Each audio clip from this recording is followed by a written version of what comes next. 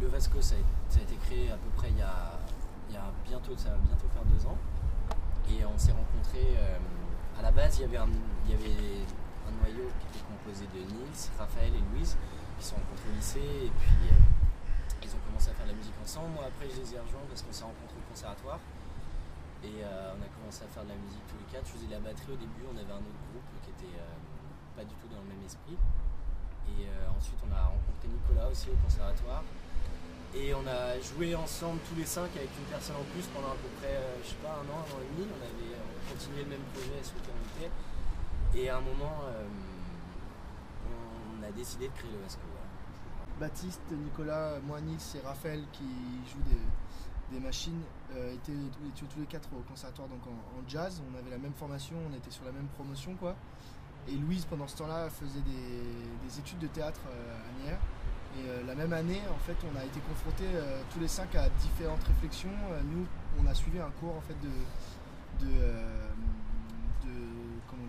musique improvisée, ouais, musique non idiomatique.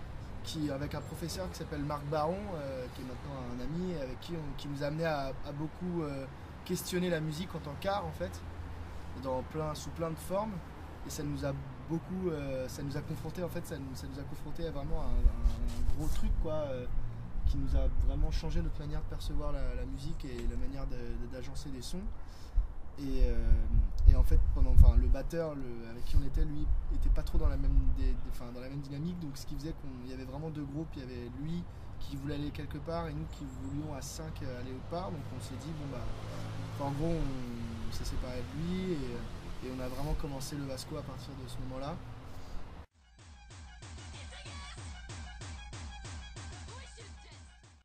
Pas dire par exemple c'est un mélange d'électro, de rock et de hip-hop parce qu'on pense que ça veut un peu tout et rien dire. Sauf que si on doit parler en termes de style, c'est le seul truc qu'on peut dire. Donc après, je pense que ce qu'on peut dire, c'est que on essaye d'exprimer sincèrement ce qu'on ressent et ce qu'on a envie de dire à 5. Ouais, mais c'est vrai que du coup, en fait, le style n'est plus un style vraiment, mais une façon de s'exprimer. C'est plus un outil pour faire la musique qu'on kiffe. Donc, du coup, on peut prendre un peu de ce style-là parce que ça exprime un truc. On mélange avec autre chose et du coup après ça fait quelque chose de grand mélange mais pas avec des styles on cherche pas à aller dans un style. C'est ça. Après c'est vrai qu'on écoute tous beaucoup de choses différentes, qu'on est tous influencés par beaucoup de types de musique très actuelles ou pas du tout actuelles de plein d'endroits différents quoi et donc à la fin oui on retrouve des sons qui appartiennent à des tendances quoi mais on n'essaye pas de s'inscrire dans cette tendance en tout cas.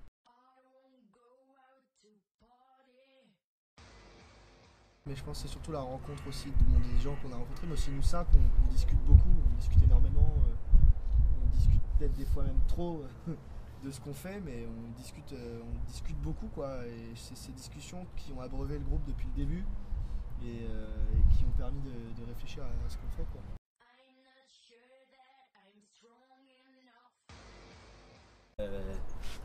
Rien n'est contre nature tant que c'est de la bonne musique, tant que c'est sincère en fait. Après, chacun fait ce qu'il veut, je pense qu'on ne peut pas dire non, il n'y a pas de règles quoi, dans la musique. On a vu des choses très bien qui mariaient le classique et la musique électronique, on a aussi vu des trucs dégueulasses qui mariaient le swing et la musique électronique par exemple.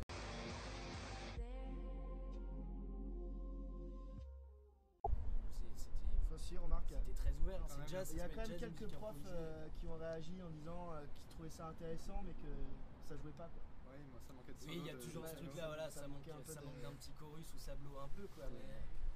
Mais non, après, non, franchement, nos profs ils nous ont vachement bien soutenu, ils nous ont super soutenus. Ils nous ont vraiment soutenus. Bah, ils nous ont jamais dit vous vous trompez, par exemple, vous devriez pas faire ça. Parce qu'on pourrait s'attendre un peu de la réaction un peu cliché de dire mais c'est pas dans les. Tu vois. On